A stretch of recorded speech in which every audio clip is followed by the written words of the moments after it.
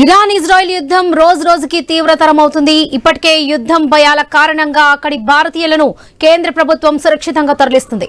యుద్ధం కారణంగా Iran Israel గగనతలాలు మూతపడ్డాయి. భూమార్గం ద్వారా ఇతర దేశాలకు తరలించి అక్కడి నుంచి విమానంలో భారత్ కు రప్పిస్తుంది. నిన్న ఇరాన్ నుంచి 110 మంది విద్యార్థులను సురక్షితంగా భారత్ కు తరలించారు. ఇజ్రాయెల్ నుంచి భారతీయుల తరలింపునకు ఏర్పాట్లు జరుగుతున్నాయి. ఇదే విషయానికి సంబంధించి పూర్తి అప్డేట్స్ మా ఇన్పుట్ ఎడిటర్ శ్రీకాంత్ అందిస్తారు. Srikanth, Varalakshmi, good morning. Iran Israel మధ్య యుద్ధం రోజు రోజుకు తీవ్రం అవుతోంది. సో ఇట్లాంటి నేపథ్యంలో భారతీయ విద్యార్థులందరినీ కూడా అక్కడి నుంచి తరలించేటువంటి ప్రయత్నాలు ఇప్పటికే ఇండియన్ ఎంబసీ చేస్తోంది. మరోవైపు ఇరాన్ ఇజ్రాయెల్ యుద్ధం జరుగుతున్నటువంటి క్రమంలో అక్కడ విమాన ప్రయాణాలు కూడా గగనతలం కూడా ఇరాన్ గగనతలం కూడా ఎయిర్ స్పేస్ కూడా మూతపడ్డది. సో ఇజ్రాయెల్ ఎయిర్ స్పేస్ కూడా ఇప్పుడు ప్రస్తుతానికి హై అలర్ట్ లో ఉంది.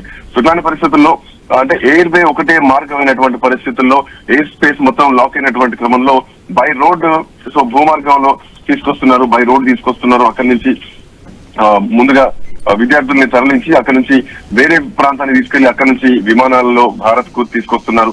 సో నిన్నటి వరకు చూసుకుంటే కనుక ఇరాన్ నుంచి ఇప్పటికి 110 మంది విద్యార్థులు భారత్ కి అయితే చేరుకున్నారు. ఇజ్రాయెల్ లో ఉన్నటువంటి వందలాది మంది భారతీయుల కోసం ఇప్పటికే భారత ప్రభుత్వం అలర్ట్ అయి ప్రత్యేకమైనటువంటి ఏర్పాట్లు కూడా చేస్తోంది. అంటే ఇది ఒక రిపాట్రియేషన్ కాదు, ఇది ఒక అత్యవసరమైనటువంటి ఆపరేషన్ అనే చెప్పాలి. ఆపరేషన్ సింధు అన్నట్టే చెప్పాలి, సింధూర్ కాదు సింధు. సో ఇట్లా నేపథ్యంలో యుద్ధం నుంచి ప్రజల్ని వెనక్కి తీసుకొచ్చేటువంటి పరిస్థితుల్లో భారత ప్రభుత్వం రక్షణ శాఖ ఇప్పటికీ సిద్ధమైంది.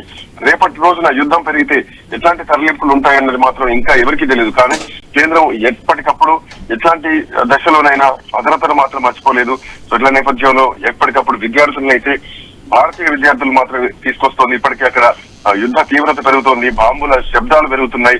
బాంబుల శబ్దాల మధ్య భారత ప్రభుత్వం కూడా నిజానికి ఒక నిశ్శబ్ద యుద్ధం అని చెప్పాలి.